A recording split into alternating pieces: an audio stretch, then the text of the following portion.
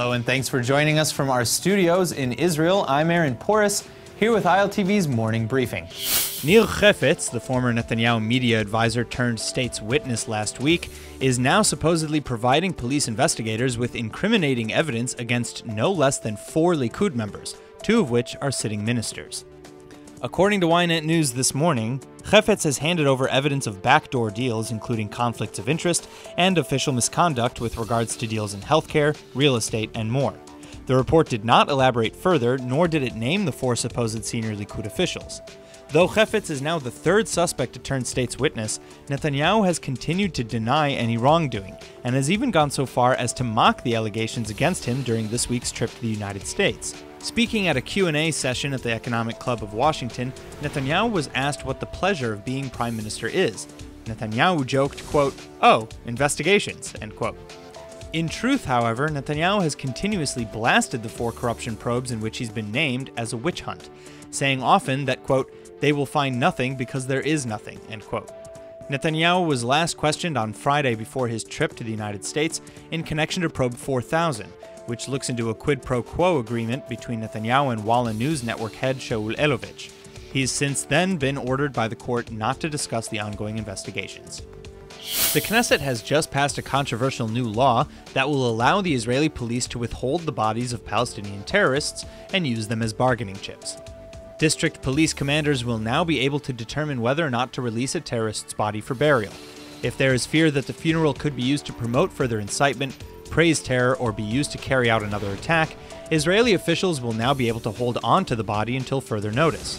Israeli Public Security Minister Gilad Erdan says the law is disagreeable but necessary, since many past funerals have featured incitement for further attacks against Israel.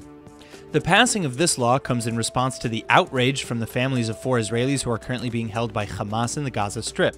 The terror organization refuses to hand over the bodies of 2 IDF soldiers who were killed in battle and another 2 mentally ill Israelis who crossed into the Strip on their own accord.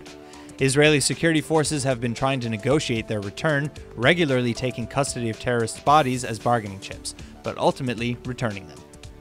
A group in Gaza has now announced plans to put up a large tent city close to the Israeli border in protest of Israel's refusal to acknowledge Palestinian right of return or permission to come back to Israel and receive full citizens' rights. The Palestinian organizers are hoping that hundreds of thousands of Gazans of all ages will come for the 6-week protest that will, quote, endorse peaceful resistance as a new way to win our rights, foremost the right of return, end quote, of Palestinian refugees. The protest is scheduled to begin on March 30th and end May 15th. March 30th is known to Palestinians as Land Day and commemorates the death of 6 Arab Israelis by Israeli police forces in 1976 during demonstrations. May 15th marks what Palestinians call the Nakba, or catastrophe. May 15th is the anniversary of Israel's declaration of independence in 1948. Though likely pleased that this protest is not planning to take a violent turn, Israel is highly unlikely to ever accept a Palestinian right of return to Israel proper. This is especially true since the definition of a Palestinian refugee, which Israel has been trying to change in international forums for years, is different to that of refugees from everywhere else. Typically, a refugee only retains refugee status until he or she settles in a host country. Palestinians, on the other hand, are given refugee status across generational and geographic lines. That's why the 700,000 or so original Palestinian refugees in 1948 now number well over 3 million. Therefore, accepting this demand would spell the end for Israel. In the latest round of outrageous accusations against the Jewish state, international organization the WATCHLIST on Children and Armed Conflict has now released its March 2018 policy note, which recommends that the Israeli army be added to a blacklist for grave violations against children.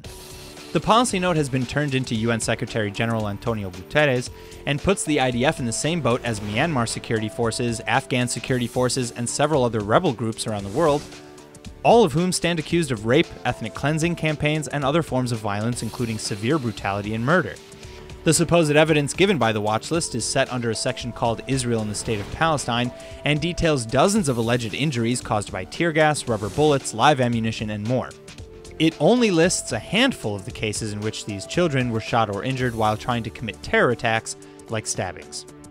According to Ashdod City Mayor Yechiel Lasri, Ashdod City workers will now only enforce the Shabbat closures bill within the city's residential areas and areas close to synagogues and religious communities. The city of Ashdod has been in constant battle with its residents lately over the enforcement of the Shabbat store closures bill, which passed in the Knesset last January. The bill grants the Interior Minister the final say over whether stores may remain open on the Jewish day of rest, Friday to Saturday night, or not.